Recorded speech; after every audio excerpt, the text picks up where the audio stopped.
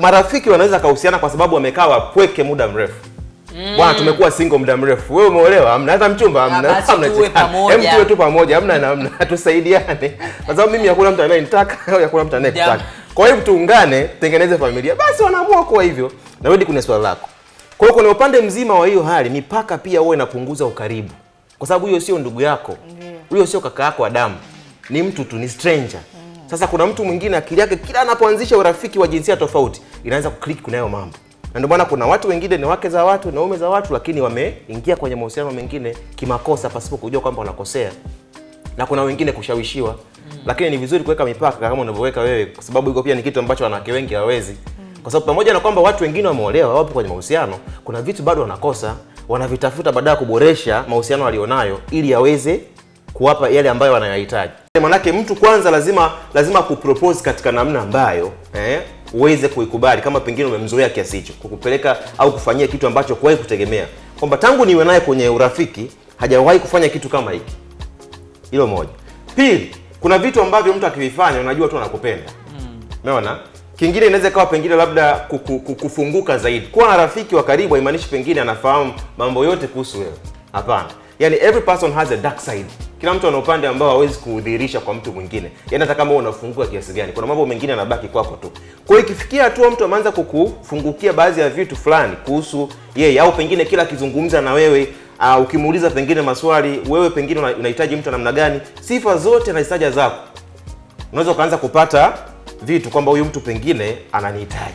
Yaani hauhitaji pengine kutumia akili sana. Kuna vitu vingine viko wazi. Mimi nahitaji mtu mnene, wewe mwenyewe ni mnene. Nahitaji mtu mkimya, wewe pengine wewe ni mkimya. Sifa zote anazozitaja ni zako. Utaki kuanza kusema Mungu akujalie upate huyo mtu. Huyo mtu ni wewe. Katika familia hizi mara nyingi katika vikao msikurupushe watu kumpa tu maiki azungumze pale. Kuna watu wanaongea jamani. Msikurupushe kwa sababu nyinyi wenyewe katika familia mnajuana. Mnapokaa katika vikao vyenu vya budget na nini, akisheni ratiba mnaoiandaa na wazungumzaji pia waandaliwe pale pale mapema. Mtu ajijue mimi ndio nitaenda kuzungumza na saa atatua nani, labda atatua mzee fulani au mama fulani, ili na yeye apate kujipanga akifika pale asiende kuvaba. Maana mtu mwingine akishafika pale akishaona wale watu macho ya watu pale, akili mwingine tena inakuwa inabadilika tena pale. Nataka kujionyesha na yeye mwamba anajua kuzungumza. Na mwisho wa siku kizungumza sana unaharibu. Na kama hivi ndio unamfunga kama ifuatazo. Sitaki kuzungumza sana, mwisho wa siku nikaharibu. Unaona. Unapopewa maiki katika ukumbi, aidha uwe upande wa kikeni au upande wa kiumeni, kumbuka wewe una kitu na unathaminika na umeonekana mtu wa heshima, unaweza kuzungumza jambo watu wakaelewa na kaondoka nalo. Hata wale wageni waalikwa ambao na wao wapo kwenye ndoa au wanatarajia kuingia kwenye ndoa, nao watakuwa wamepata kitu kutoka kwako wewe ambao umeaminika pale mbele. Na kumbuka unapozungumza pale kuna pande 4. Bi harusi ana pande zake 2 kwa baba na mama. Bwana harusi ana pande zake 2 kwa baba na mama. Kwa hiyo usije ukaonekana kituko kwa wakwe zako. Kama wewe ni mtu unatoa nasaha mtu wa kikeni. Lakini kama wewe ni mtu wa kiumeni pia usije ukaonekana kituko pia kwa upande wa wakwe zenu. Mkaonekana hawa wakwe zetu vipi na hawa. Waona mazungumza mwanetu mzee kwa hapa hajapata mke. Au mwanetu mtoto wetu hapa hajapata mume. Mzazi wake yuko hali ile. Mwenyewe yukoje? Mbona tumevaa hapa wazalama? Mbona tumevaa?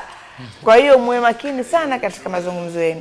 Mara nyingi pale ukienda unatajika utoe nasaha kwa watoto wenu. Na nasaha inaeleweka, lazima inakuwa katika positive way, not negative.